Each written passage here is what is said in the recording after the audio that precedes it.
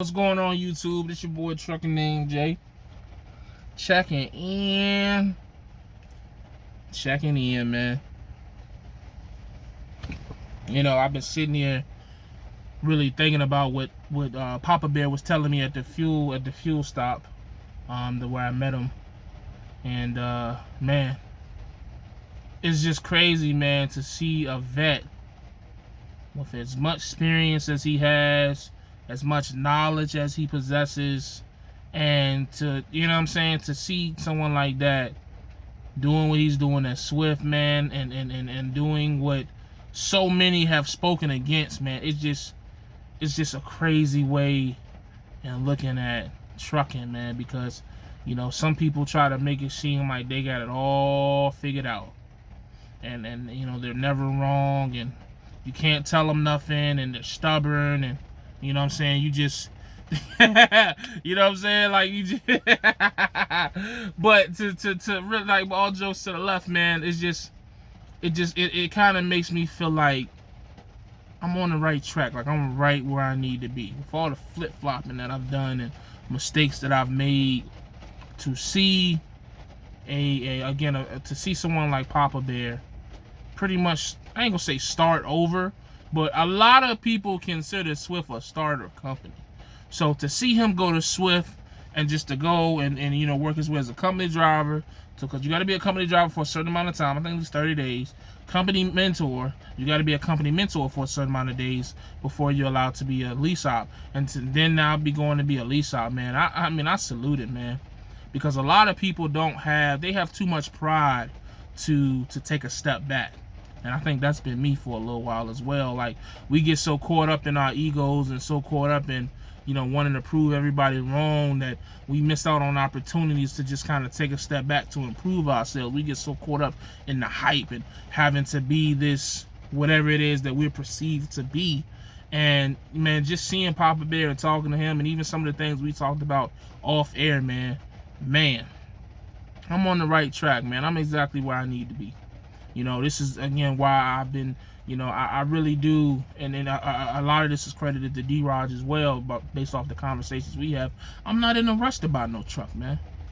I'm just not. For, you know, for whatever reason, for like the last 2 years, I was in this huge rush to buy a truck and start a fleet, and, you know, man, just what everybody been trying to do, man, like, you know, the trending thing to do. I was in a rush to do that shit, but, you know, to be in this position, even though it is slow now, and, you know, it's you know, it is a little bit of doubt starting to arise about this position, but I mean, it's only been 2 weeks, so you can't really judge this shit this soon. I'm referring to me hauling butane.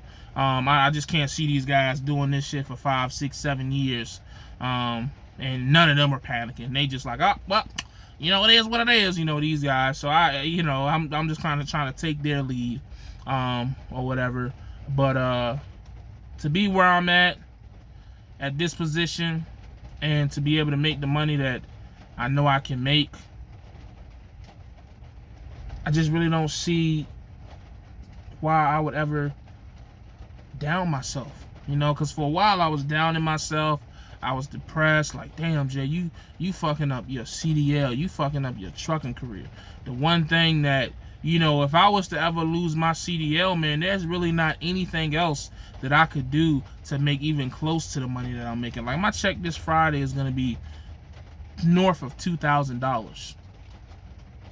And that's a lot of money, you know what I'm saying? Maybe not to everybody, but to me and where I come from, that's a considerable amount. I know people who don't even make that a month. And that's not even the flex. That's a fact. There are people in my immediate family that do not make that a month. So don't think for a second, just because I talk a little shit from time to time, that I don't appreciate and understand the position that I have been blessed with.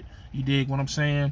And again, just when he said slow down, man, when I say that thing hit me like a Tyson punch, you know what I'm saying? Like, I don't know why I feel like I've been in such a rush to success.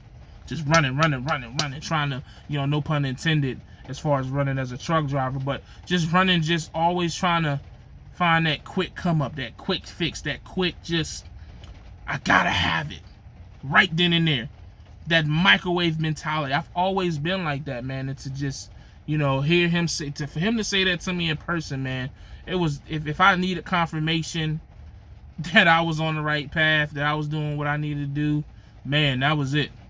Even through these slow times, even through, you know, being frustrated because you go from doing 6 loads in a week to now maybe less than 4, and, you know, whatever, it just let me know, like, just stay the course.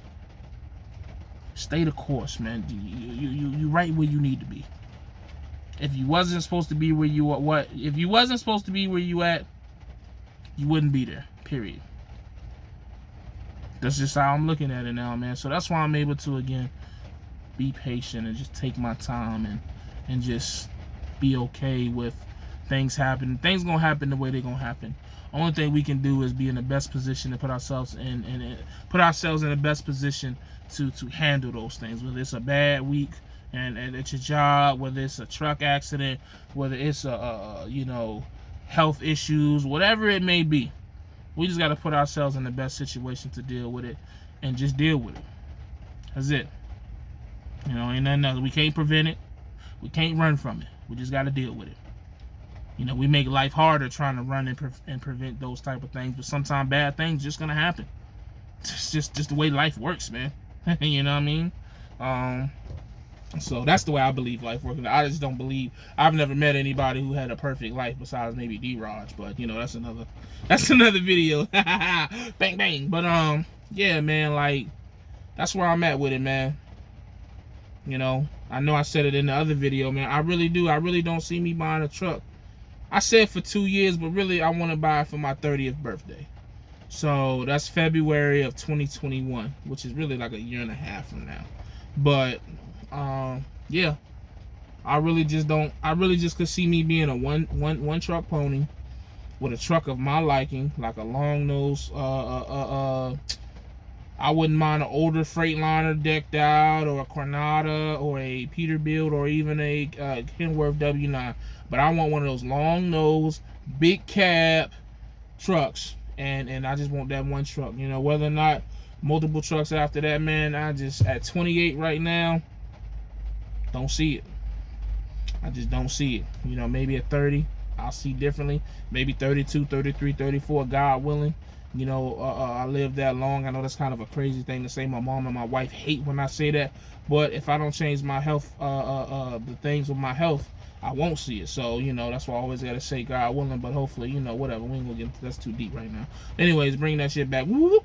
Yeah, when I get to 32, 33, man, you know, maybe I'll have different thoughts of a fleet and that type of ownership. But right now, man, I just could just see me in one nice ass Peterbilt, long nose, pulling this butane, and just doing that, man.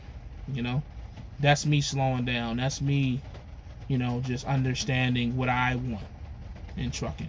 Because when I came into trucking, I just wanted to make a lot of money. I just wanted to make more money than I've ever made in my life, and I did that my first year in trucking, making like $40,000, $45,000. So from that point, I really had no compass, if you will, on what direction I wanted to go in trucking. So I just followed everybody that was around me, and it was at the time leasing, and then training, and then, you know, fleet. So I've always just been following, and then I just had to get to a point like, yo, what did Jay want to do? Jay want to be able to make a lot of money and see his family more often than not.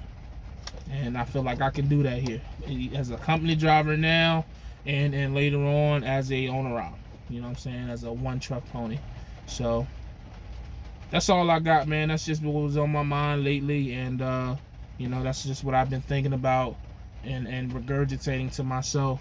Not regurgitating, repeating to myself. I be trying to use big words and don't know what them shits mean. I gotta stop doing that. Now I know what they mean. I just be using them wrong in sentences, whatever, man. They say I cuss too much, so I'm trying to improve my vocabulary so I can stop cussing. But I really don't give a fuck about none of that shit. I'm gonna be who I am. I'm not trying to change nothing for no YouTube check. If I can't get paid to be me, I don't need that check. Period. All money ain't good money. You did. But anyways, man, that's all I got, man. Shout out to Papa Bear, man. Make sure you go subscribe to his channel, Papa Bear. I'm gonna put the link. I put the link in the video, the interview I did of him, and I'll put it in this video as well. If anybody, if anybody should have a fuckload of subscribers, it's Papa Bear, because he out there, he's not only preaching real trucking information, no pun intended, to RTI, but he's actually giving real good life information as somebody who has been here as long as he's been here, man. So definitely salute and support him, man. And show the OG some love, man. If you're gonna subscribe to anybody, you need to subscribe to Papa Bear, straight up and down, man. So, but as always, stay safe, stay positive, stay productive. God Family Trucking, man. Remember, take care of that hustle, and the hustle will take care of you, man, every single day. I'm gone.